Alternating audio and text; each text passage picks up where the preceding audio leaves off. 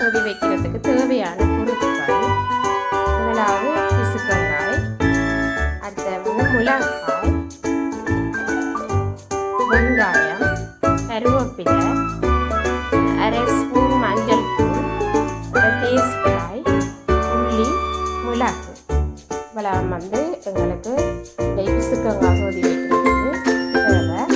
அதோட இதில் முதல் பால் புளிஞ்சு வச்சுருக்கேன், அதோட ரெண்டாம் பாலும் இதில் புளிஞ்சு வச்சுருக்கேன்.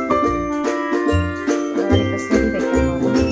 அதுக்கு முதலாவது நாங்கள் பால் எடுத்துக்கிறோம்.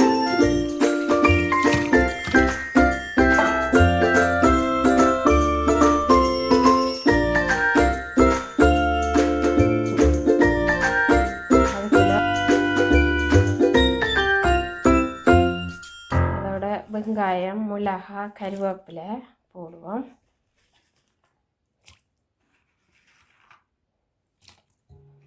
அதோட நாங்கள் வெட்டி வச்ச பிசுக்கங்காயையும் சேர்த்துக்கொள்வோம்.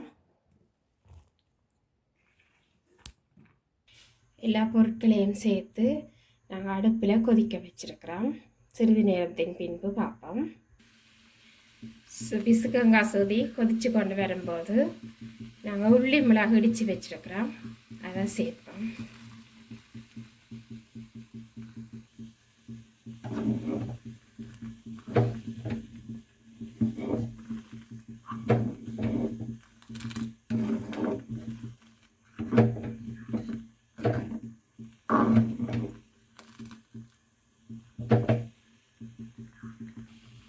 நாங்கள் சொதி இறக்குறதுக்கிட்டவா நாங்கள் ஒரு ஸ்பூன் உப்புத்தூள் போடுவோம்.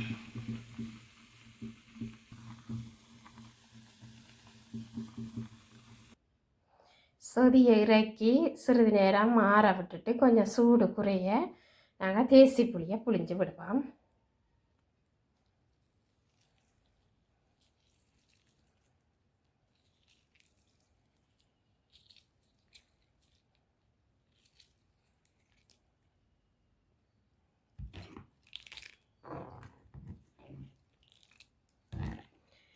சுவையான பிசுக்கங்காய் சொதி ரெடி.